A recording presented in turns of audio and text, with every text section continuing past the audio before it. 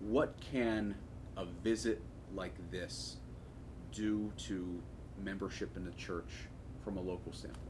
We have a track record of papal pilgrimages. Pope John Paul did 104 of them. Pope Benedict actually kept pace, even though his pontificate was much shorter. He kept pace on an annual basis with the number of trips that John Paul did. And Francis has been going various places of the world. And I think what we see each time is a renewed interest in the church and an uptick in attendance at Sunday Mass and participation in the church. What we need to do, who are already in the church and active, is to maintain or sustain if there is a renewed interest in returning to the church. And we have so many non-practicing Catholics, that's no secret. I think the visit of the Holy Father oftentimes becomes a spark that renews the interest, sort of a homecoming instinct in people. And they see his joy, his exuberance. They see so many who traveled and sacrificed and standing and walking and to be there. And they say, if them, why not me? And I hope that will be the case. So there are our Catholics who are no longer practicing the faith, but who I'm sure many will be watching on television, and they just may find that spark of renewed interest and act on that. And return to participation in the church. That has been one of the results of a papal visit in various countries. Another interesting one is an uptick in those who feel called to the priesthood and to the religious life. The papal visits have usually seen a surge, at least in interest, and those who actually then do enter formation for the religious life or the priesthood in the church. So I'm hoping that those two results will certainly be felt here in the aftermath of the Pope's visit. How unique is this man? Well, I think one of the things that is magnetic about him is that he is himself.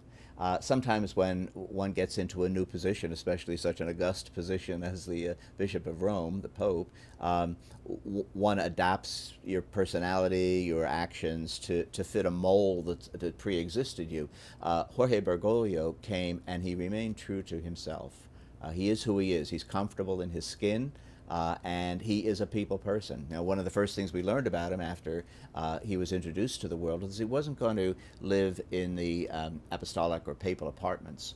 He decided to live in this little hotel that St. John Paul II had built for bishops of the Third World, and that's where he would have come.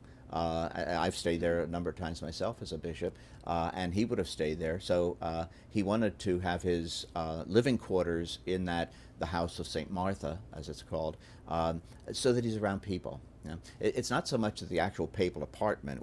If anyone has had the privilege of touring the papal palace, as it's often called, you see the opulence of the Renaissance paintings and the murals. It's just beautiful. That's not where the Pope lives. That's where tourists walk through. And at times the popes did live there, but modern popes have lived in 3 rooms.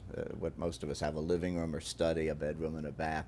And but what Jorge Bergoglio, Pope Francis, wanted to do is not to be isolated from people, and so he can sit down now at table. When he takes his meals there and converse with people. I understand some people stay there. He stood up and said, "Does anybody need coffee?" That he'll go and bring the pot over and fill cups. He's that kind of a person, and I think that's what draws the interest, the admiration of people not just the Catholic faith, but of people of any faith or no faith. That they see a genuine human person who is filled with joy in his own life and filled with joy in what he does, his ministry as the Pope. Is his celebrity, though, good for the church? Absolutely, I think so. You know, one of the things he radiates this joy from his person, and he said many times. He said, you know, a Christian shouldn't look like we're just coming back from a funeral. Don't be a sourpuss. Those sorts of things.